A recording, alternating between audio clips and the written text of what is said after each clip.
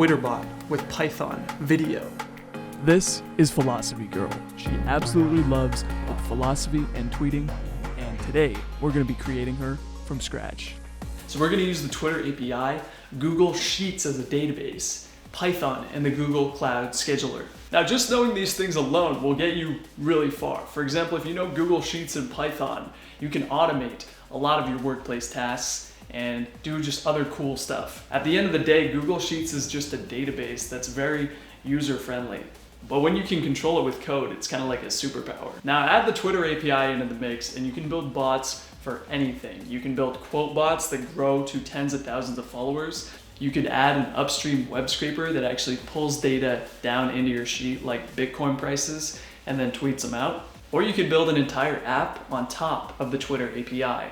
One example of that is TweetDeck, which got so big, Twitter actually acquired it. My point is we're covering a lot of good stuff, so when you become a millionaire after watching this video, just promise to send me an email. So here's our plan. We're going to be using Google Sheets, and in our sheet, we're going to have all the tweets we're going to want to post in the future. So we'll read from the sheet and then use Python kind of like glue to then write those tweets or post them through the Twitter API. To keep things simple, we'll be manually adding the tweets as a user, but you could also add a scraper upstream if you wanted to automate even more.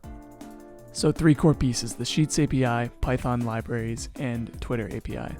It also wouldn't be complete unless we set it up to run automatically with a cron scheduler deployed in the cloud. Now, we've got a lot to cover, so let's get started. Okay, if you know the steps, this is pretty damn easy, so let's go through them one by one. And I've got several tabs open here. Let's start with Google Sheets itself. So if you just type in Google Sheets Python and go to the first result, that should say Python Quick Start, then it gives you a really easy way to start a new project and connect it to Python in just a few steps. That'll bring us to this page. I'll just scroll down and click this big blue button, Enable Google Sheets API, and this will take us to a pop-up that lets us create a new project. So let's name, or I'll name mine, Philosophy-Girl. You can name yours whatever you want. The next screen is Desktop App, that's fine. And now we're all set. So we just want to click this link that says API Console. That'll bring us to this dashboard, and there's one more thing we want to enable. So we go to this Enable button right here. We search for Drive, click Google Drive API, and then enable that too. I forgot to say, make sure you're logged in with the Google account that you also want to create your sheets in. Okay, that'll bring us back to the dashboard. Now we want to go to Credentials on the left-hand side. Once that loads up, look at the Service Accounts tab and click Manage Service Accounts. And then we'll go to Create Service Account at the top here, and we'll call this one Python-Code. Then hit Create, and then hit Done. Okay, we've got our service account, so let's click into it. And the last thing we need to do is scroll down and add a new key. So we'll go Add Key, Create New Key. And we'll get that key in JSON and then hit Create. Now, you'll see that downloaded a file for us. This file is very important, so don't lose track of it.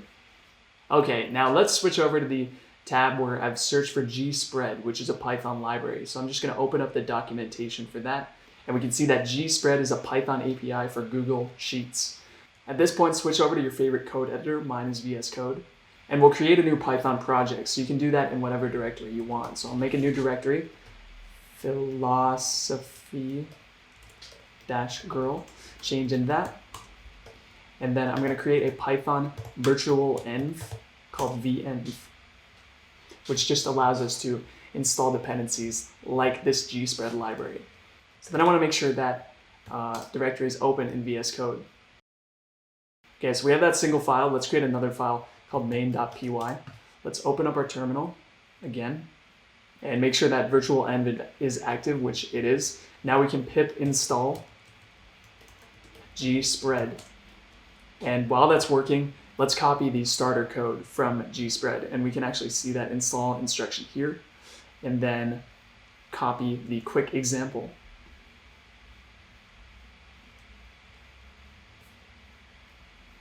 So that library finished. And then I'll paste in the example code. Just resize this so you can see. Okay, and it's all there. And now this is where we need that JSON that we downloaded from our service account. So I'm just going to drag mine directly into my code directory, and then I'll just right click and rename it credentials.json. Now for gspread, we're going to pass in a string that points to our service account credentials. And since it's in the same directory, I can just pass in a string with the file name, and that should work just fine. Okay, now time to actually create our Google Sheet. So let's just do that at sheets.google.com. Create a new blank spreadsheet, and you can name it whatever you want. So I'll just name mine philosophy-girl. And then this step is very important. You want to go back to your credentials, hope you didn't close it yet. Copy your service account email from this field here, and then share it with your service account email. And make sure you click it when it shows you the dropdown, and then hit send. Now we've got all the pieces, so let's go back over to VS Code. Let's only leave in the first example that should be updating a spreadsheet. And we got to make sure the spreadsheet name matches the one we have here. So mine is philosophy-girl. And then it'll be sheet 1, which is the tab right down here. So I'll save that, and I'll run this file with python main.py. And we're hoping for no errors. It looks like nothing happened, but when we jump back over, we'll see that this code actually from our file here has been loaded. Okay, so I'll just delete that. And it's really cool to do this in Python, because now what I can do is comment this out, and I can load this file with an interactive shell. So I can just do python-i and then the file name. And now I can just execute any command I want from my Python. So if I wanted to do that same worksheet.update and then update A1, I can now pass in any actual values that I want. So I can say hello, comma, world, and then just send that through the shell. We got a return value, and if I jump back over, look, boom, that's pretty cool. For this project though, we're gonna have tweets kind of like this. So a header column, and then we'll just type in a bunch of tweets below this, like I love philosophy. We can do an emoji there.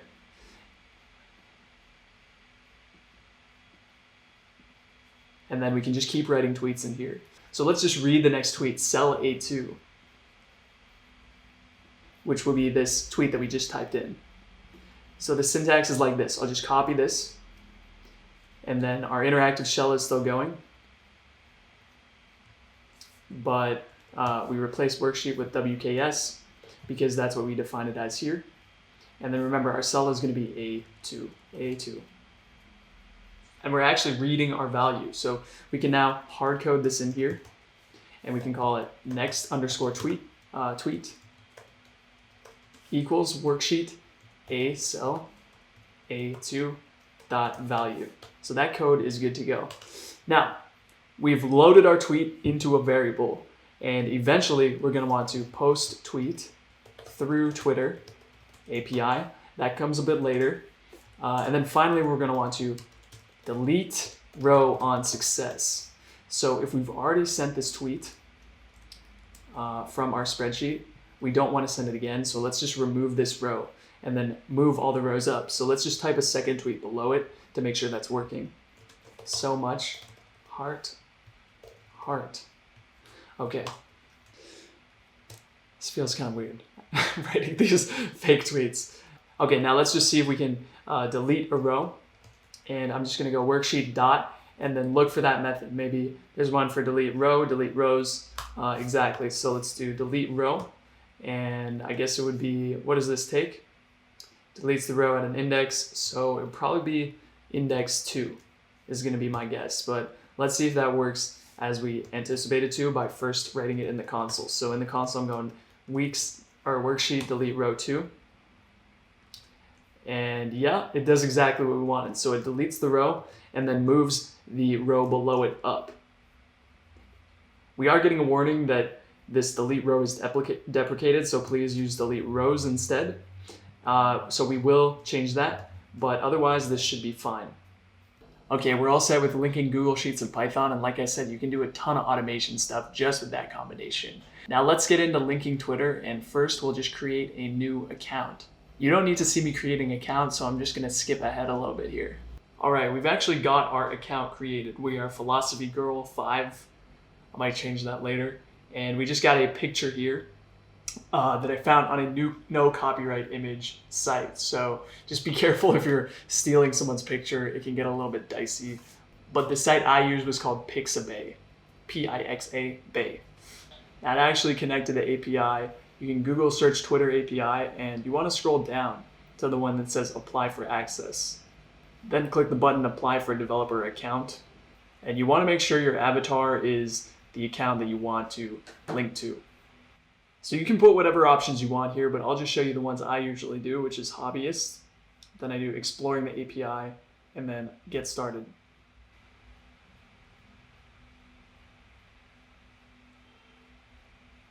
Okay, so you just have to fill out some fields. I'm going to go through these quickly.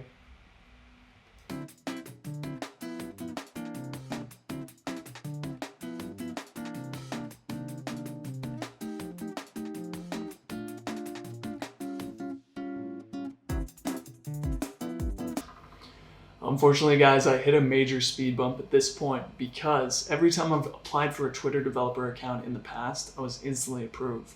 But I was also in the US, and now that I'm in Ukraine, well, it seems like it's a different story.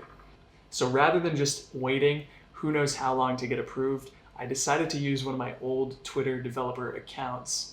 Now, I know you're disappointed because you really wanted to see Philosophy Girl come to life, but unfortunately, I chose to finish the video instead of waiting. So hope you don't mind too much. All right, let's get back into it. So I logged into my other account for now that already has developer account access. And I log in and I get this. So apparently Twitter doesn't really like Ukraine. I don't know. Anyway, guess we're switching to a Socrates bot halfway through. Sorry to disappoint. But I'm in my developer portal dashboard here, which you'll see is developer, twitter.com, en portal dashboard. And you can just go to projects and apps and overview. And then you just want to create a new project and then create an app within that project. And I'm sure you can figure out how to do that. Now, the important part here is you want to go to keys and tokens. And then you're going to have a bunch of credentials here. So you're going to have consumer keys, you're going to have auth tokens. So let's just stay here and keep this open. Now, I'm going to go to my next tab, and this is almost the last one. And we're going to search Twitter Python in Google. And I'm going to scroll down to the one that says Twitter PyP. Okay, and similar to our G Sheet library, we're going to install this Twitter library like so, with a pip install Twitter right there. And then we have some more sample code like this. So let's jump back over to our code. Let's interrupt or close our shell, and let's pip install Twitter. Now let's copy some of this documentation, importing it at the top, and then passing in our secrets like so. So we'll leave the service account above. Okay, for Twitter, we've got 4 distinct secrets, so we're gonna have to pull each one of these from the Twitter developer dashboard. So, consumer key, I'm gonna hit regenerate, or you can generate it for the first time if you've created this project.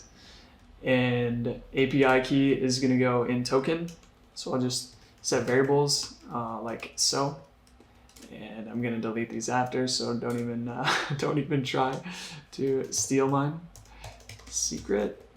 Okay, and then we have 2 more variables here, and we're gonna get those from access token and secret. So regenerate, yes, regenerate, and yes, we will do consumer key, just like that.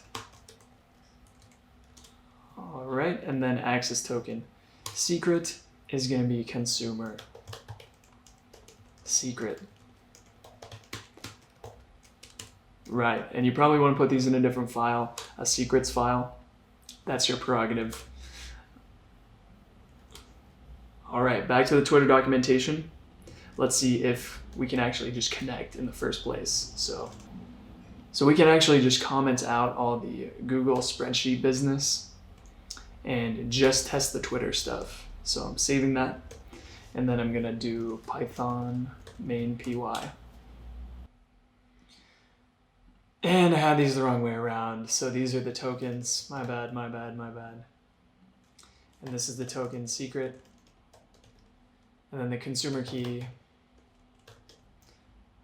Consumer secret. Boom.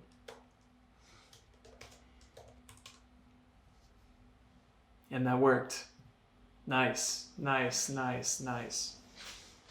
So we are in. And now we just go back to the docs and we see if the status update works. So T status is update, and we just change to test, and let's see if that posts a status. I'm breathing heavily now. Things are getting interesting. My God. We did it. It wasn't even that hard. So yes, in a given project, keys and tokens, you just generate API key and secret, you generate access token and secret, and you paste those in. Yeah, it's kind of annoying, let's be honest. But we have all the fundamental pieces that we need. So here's all we need to do, guys. Just put this status update where we have the comment. So let's comment everything back in. And we're getting next tweet, and then we post tweet through Twitter API. So T status is update, and then we set this instead to a variable next tweet. Now let's make sure our spreadsheet is up to date. We probably want to rename this Socrates bot, and then I'll change the name here. Okay.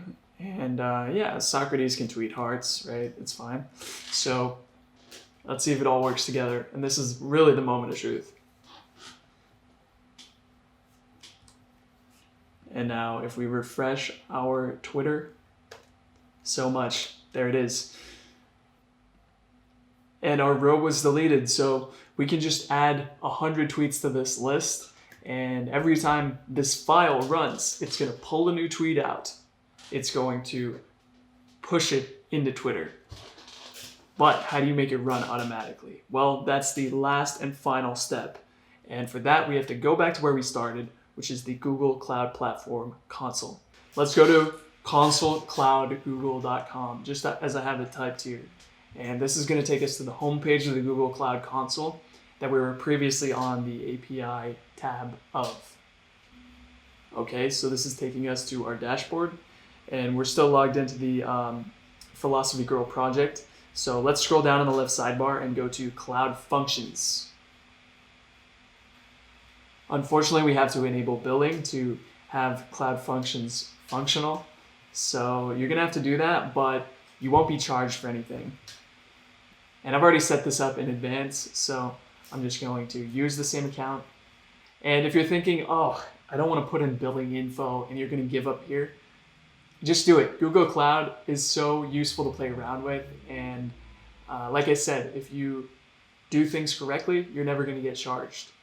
Okay, once you've linked your billing account, you'll be brought to a page like this, Google Cloud Functions, Create Function. And this is going to be really simple because we've already typed out all of our code. Now what we're going to do here is do a function called post-tweet. Region is not important because we're not talking to a client, we're just running everything on the server. Trigger type, we're going to do cloud pub sub, okay? That's very important.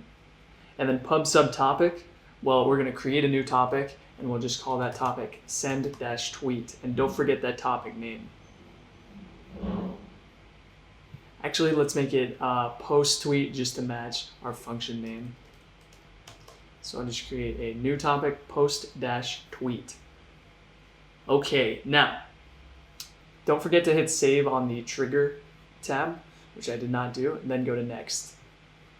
All right, now we have an inline editor, and we will want to change our runtime from Node.js to match the version of Python that we have. I believe we're running 3, and so you can just choose 3.7 or 3.8, and it shouldn't really, cause you any issues actually. Now you're going to get this saying Cloud Build API is required to use the runtime, so we can just enable that. And then you can also enable that from the APIs and Services tab. So if you go search for Cloud Build then click, then just enable. And you want to be careful enabling some of these APIs by scrolling down to the building, and we'll notice that for the first 2 hours of building, then this API is actually free. So we've enabled it for this project. Let's jump back into Cloud Functions. Cloud Functions. And we'll create our function again from scratch. And again, we'll do post dash tweet pub sub. We'll do post tweet topic, save, next. All right, let's change that runtime to Python 3.7. And a couple important things we're going to want to do here. Let's change this function name to post_tweet. We can just delete all of this and paste in exactly what we have in our main.py file. Okay, I'm just going to paste all that in. And what we're really trying to do here, we could also move the imports to the top, like so. And fundamentally what we're trying to do here is just replicate this folder that we have locally into Google Cloud Platform. So we will also want to create a new file called credentials JSON to match our local environment. And then we'll just copy everything in credentials JSON and paste it in here. Okay, last thing we have to do, requirements.txt. So we can do pip freeze in our terminal and then do a little angle bracket, which will pipe the result of our dependencies into a requirements.txt file.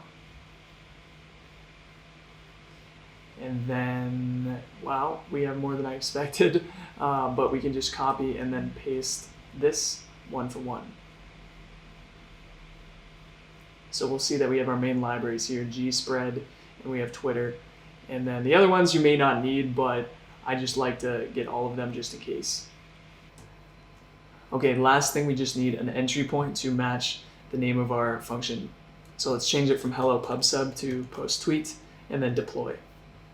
Now before you move on, you're going to want to wait and make sure that this deploys correctly. Because as always with coding, if you get one part wrong, then none of it's going to work. So let's just wait for that to finish and then we can see what happens.